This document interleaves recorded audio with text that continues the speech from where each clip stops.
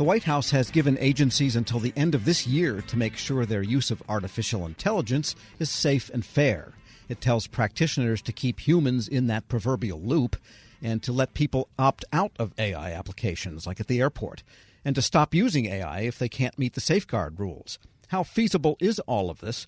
Well, for one view, we turn to the principal security consultant for the cybersecurity company NCC Group, David Brauchler. Mr. Brauchler, good to have you with us.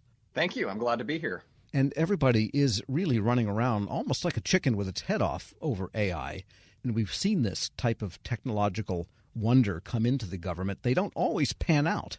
Do you think AI is going to be really big, or is it the next blockchain?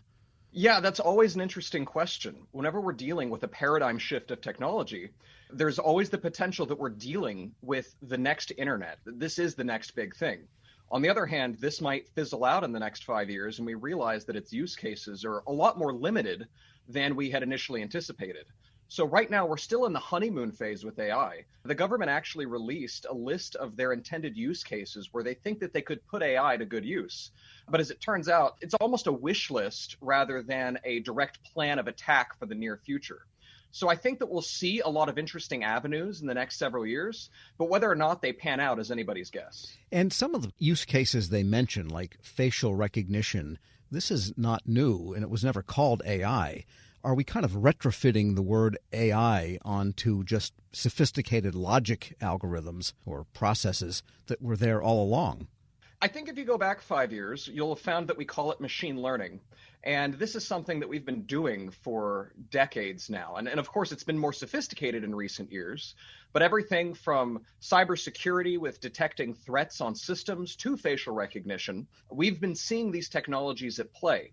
But now, because AI is the big buzzword that's been receiving big funding, all of these organizations are rushing to use that to apply to their use cases. Now, it might truly be some form of AI, but in the end, a lot of these aren't truly novel, and they're more iterational over what we've already seen.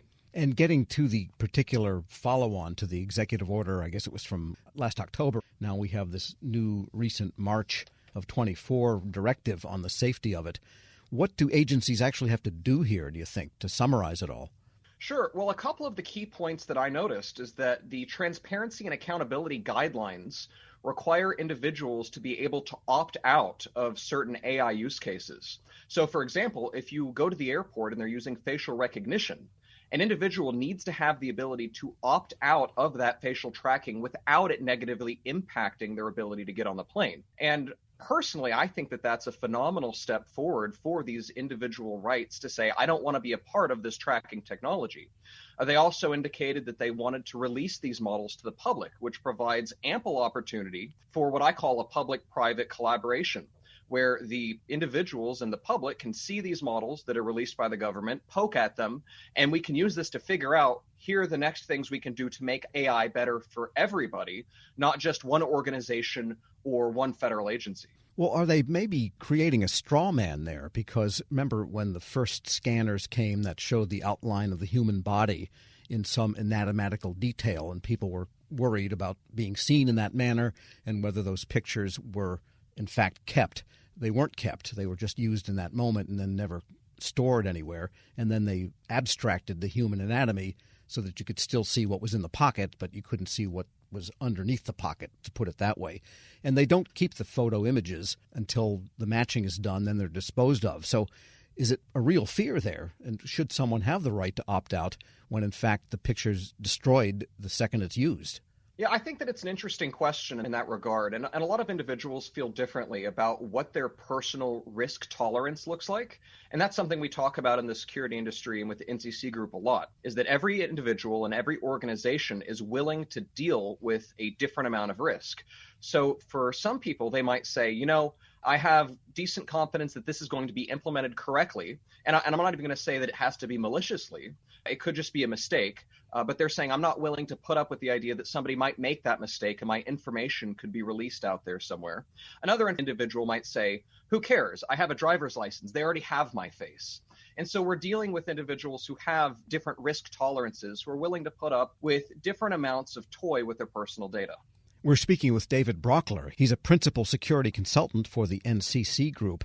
And you have postulated the idea of another chief That is a chief AI officer. We've got chief data officers and 10 other chief this, that, and the other. What would a chief AI officer do that should not already be invested in the security people, the IT people, the program people, and the privacy people? It seems like there are more chiefs every year. But when it comes to these more specialized roles, like Chief Information Security Officer, or in this case, Chief AI Officer, we're looking for individuals who have dedicated experience with the technology at hand. So while you might have a CEO of an organization who doesn't know a whole lot about security, but they know a lot about business, you're going to need to have a Chief AI Officer who is in the weeds for how AI is implemented.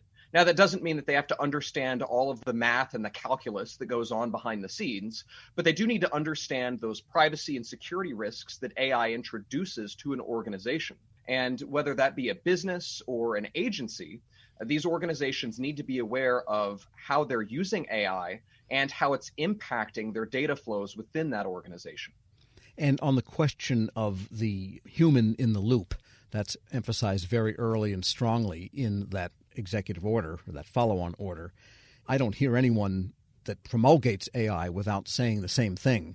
Have you seen any use cases where you'd have a runaway situation, revenge of the robots or type of scenario I guess people worry about? Maybe discuss how you keep the human in the loop and make sure that is a cultural norm that every agency would follow. Absolutely. In terms of those runaway use cases, we've seen systems designed in such a way that we can end up with those unfortunate feedback loops. On the other hand, it is fortunate that we're early enough in the days of AI that it probably isn't going to result in any catastrophic implications. So, for example, an organization who uses AI to sign documents is probably not going to be in a business-ending scenario if that goes out of control without human intervention. And on our research blog, research.nccgroup.com, we've put some of those examples of how AI can go wrong when implemented improperly. But as these technologies are used in more critical infrastructure and in more sensitive use cases, it is imperative that somebody can step in at any given moment and say, this is being used improperly, and we need to make sure and effectively add checks and balances to the AI's decision-making process. We don't want a fully automated healthcare solution.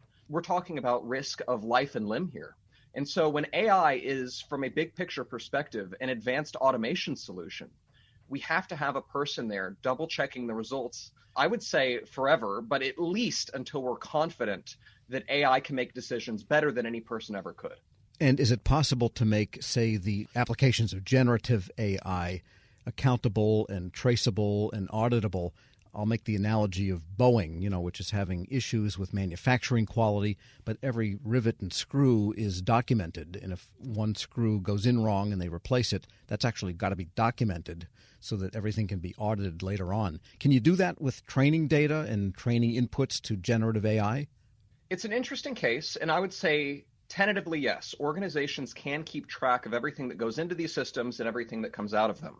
However, when we put things into a model, there is the risk that they, in a sense, disappear into this larger amalgamation of data that is being processed. And so as a result, you can end up with a case where an organization or an agency is feeding a person's data into this model. They throw away that data and think that they're safe because it's been lost in the ether of AI. And then somewhere down the line, a threat actor or effectively a hacker goes in, talks to the AI and figures out the magic words that they need to whisper in order to extract this data from the model.